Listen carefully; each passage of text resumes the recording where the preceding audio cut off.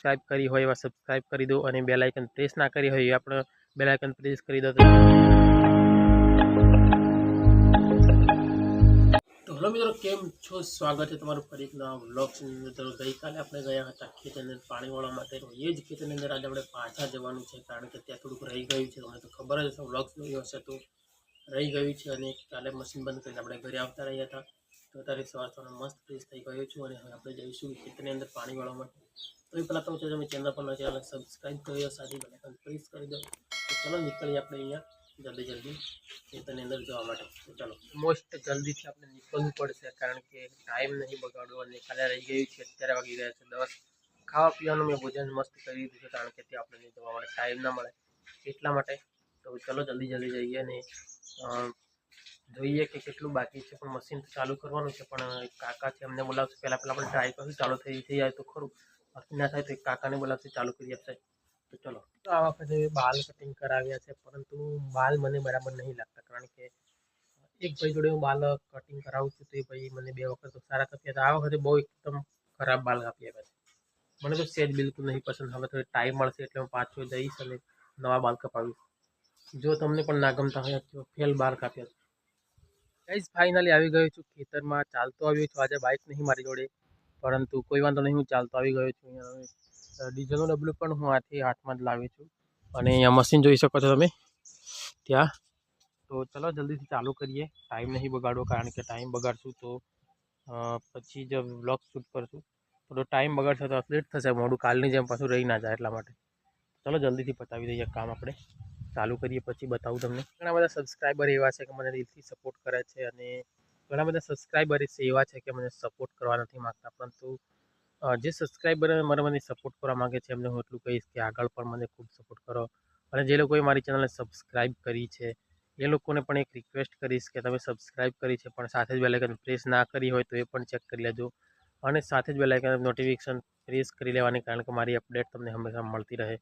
તો ચલો, ના સબસ્ક્રાઈબ કરી હોય એવા સબસ્ક્રાઈબ કરી દો અને બેલ આઇકન પ્રેસ ના કરી હોય એ આપણે બેલ આઇકન પ્રેસ કરી દો। તો ચલો કામ કરીએ। ગાઈસ, ફાઇનલી અહીંયા 2 છોકરા આવે છે ટાયર લઈને। તો હવે હું ટાયર ફેરવીશ। કઈથી આવો છો તમે? કઈથી આવે?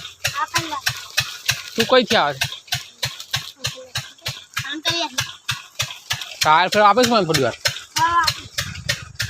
ફેરવીને બતાવજો મને એક વખત કેવું ફેરે,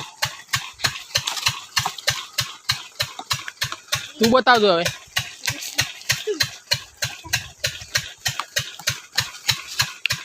વાહ, આવ્યા હતા।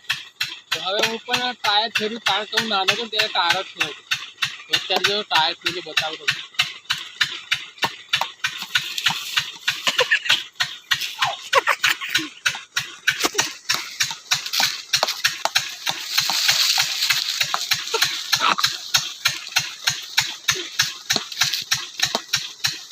ટાયર ફેરવી બહુ મજા આવી।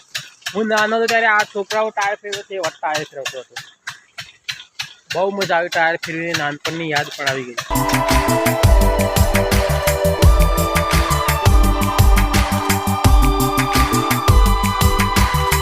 મિત્રો, ફાઇનલી આપણે ખેતરમાંથી ઘરે આવી ગયા છીએ। અત્યારે વાગે છે સાંજના 7, એટલે કે 7:25 થાય છે અત્યારે। તો ઘરે આવીને આજે જમવાની અંદર મકાઈની ખીચડી બનાવવાની છે। તો અત્યારે અહીંયા ડોડા ફોલું છું, મસ્ત તમે જોઈ શકો છો। આપણે અહીંયા બનાવશું, ચલો જલ્દીથી ફોડી નાખો ને પછી ખીચડી નાખીએ આપણે, પછી મકાઈની ખીચડી બનાવીએ।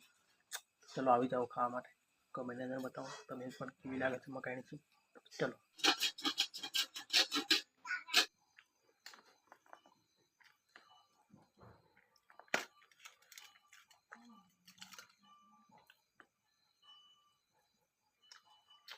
ફાઇનલી મેં જમવાનું મસ્ત જમી લીધું છે અને હું તો આવી ગયો છું મારા ખાટલાની અંદર તો સુવા માટે। તો હવે એડિટિંગ ચાલુ કરું છું અને મળશું કાલે આપણી નવા બ્લોગ સાથે। ત્યાર સુધી ચેનલ પર નવા ચેનલને સબસ્ક્રાઈબ કરી સાથે બેલ આઇકન પ્રેસ કરી દેજો। ચલો મળશું કાલે એક નવા બ્લોગ સાથે, ત્યાર સુધી બાય।